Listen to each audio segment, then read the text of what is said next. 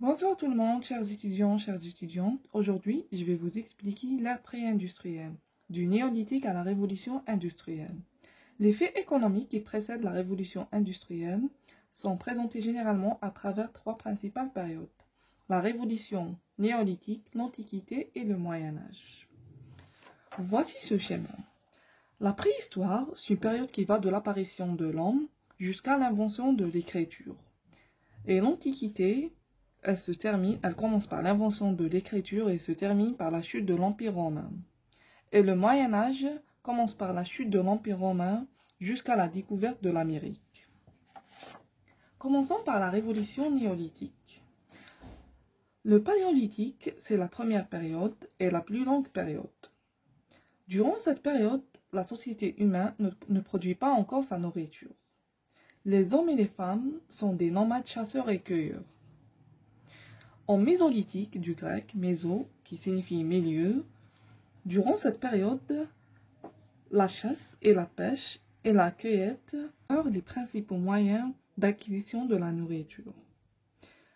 Même s'il y avait un réchauffement climatique, mais il n'y avait pas une amélioration des moyens d'acquisition de la nourriture. Quant à la troisième phase, le néolithique, du grec néo, nouvelle, ou bien l'âge de la pierre nouvelle, les groupes humains se dotent d'une économie de production fondée sur l'agriculture et l'élevage, impliquant par conséquent une sédentarisation. Une sédentarisation signifie un mode de vie dans lequel les hommes vivent dans un habitat fixe. Durant cette période, les hommes et les femmes deviennent sédentaires. Ils sont capables de produire la nourriture et qu'ils consomment grâce à l'agriculture et l'élevage. Quant à la deuxième phase, l'Antiquité, c'est l'époque où les anciens Égyptiens construisent les pyramides, où les Romains bâtissent un grand empire. L'Antiquité est la période des civilisations et qui se sont développées autour de la Méditerranée entre la préhistoire et le Moyen Âge. Elle commence avec l'invention de l'écriture et elle se termine par la chute de l'Empire romain. Quant à la dernière étape, le Moyen Âge, dans cette époque, la société était régie par le féodalisme.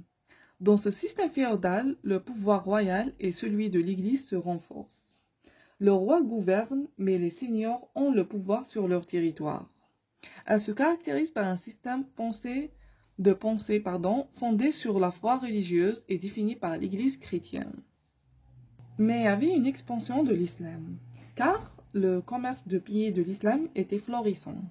L'artisanat a connu une période très faste, la production des armes et la métallurgie, ainsi que de nombreuses inventions arabes ont été transmises à l'Occident.